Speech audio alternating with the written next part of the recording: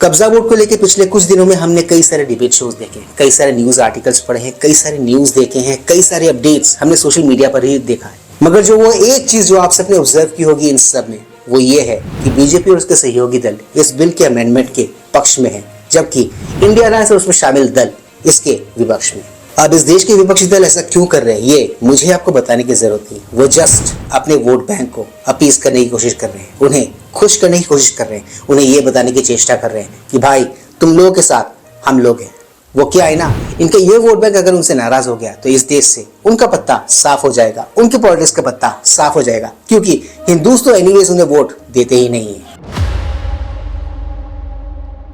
Please like share subscribe YouTube channel ताकि हम ऐसे कंटेंट्स बनाते रहें। ऑलराइट दोस्तों, let's go back to the topic then. कब्जा वोट को चल रहे एक डिबेट शो में माहौल तब बहुत गर्म हो गया जब कांग्रेस पार्टी के आलोक शर्मा जी ने पीएम मोदी जी पर एक भद्दी सी टिप्पणी कर दी, जिसके जवाब में बीजेपी के शहजाद पूनावाला ने कांग्रेस पार्टी के आलोक शर्मा को बिना साबुन के और बिना पानी के भिगो कर धोया।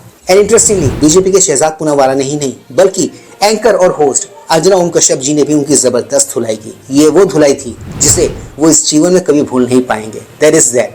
अब ये कैसे हुआ, किस तरह हुआ, क्यों हुआ, यही सब कुछ देखेंगे आज के इस ब्लॉग में। आगे मेरे साथ 3, 2, 1।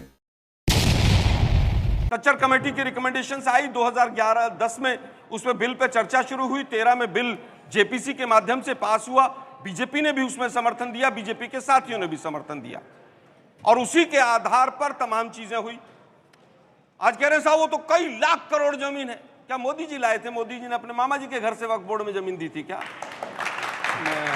अरे भाई किसकी जमीन है? वो वक्फ बोर्ड की जमीन है। ठीक है, जवाब दे रहे हैं, रुक जाइए, जवाब दीजिए। ये जब विजयपुरा में किसानों की जमीन, so that was his language. Minority appeasement करते करते ये पार्टी, इसके प्रवक्ता, इसके लोग इतने अंधे हो चुके हैं कि इनको इनके पार्टी का काल नजर नहीं आ रहा है इन दिनों। मैंने कहीं पे एक कहावत पढ़ी थी कि विनाशकाली विपरीत बुद्धि, और मुझे ऐसा लगता है कांग्रेस पार्टी, ये दल और उसके नेता मेरे ख्याल से धीरे धीरे उसी विनाश काल की ओर बढ़ रहे हैं।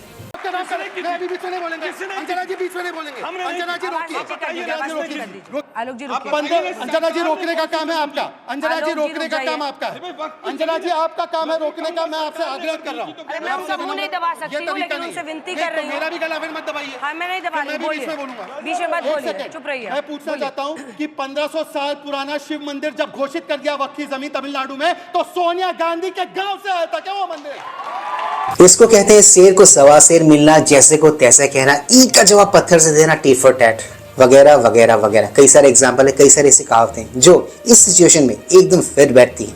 देखो, कब्जा बोर्ड अमेंडमेंट बिल माननीय राष्ट्रपति जी के सिग्नेचर के साथ ही इस देश में अब एक कानून बन चुका है। अब ये रिपेल तो होने से रहा, जैसा कि सुप्रीम कोर्ट में जाकर हमारे विपक्षी दल सोच रहे हैं, वो सपना पाले बैठे हैं कि ये रिपेल हो सकता है, जैसे फार्म लॉस हो गए थे।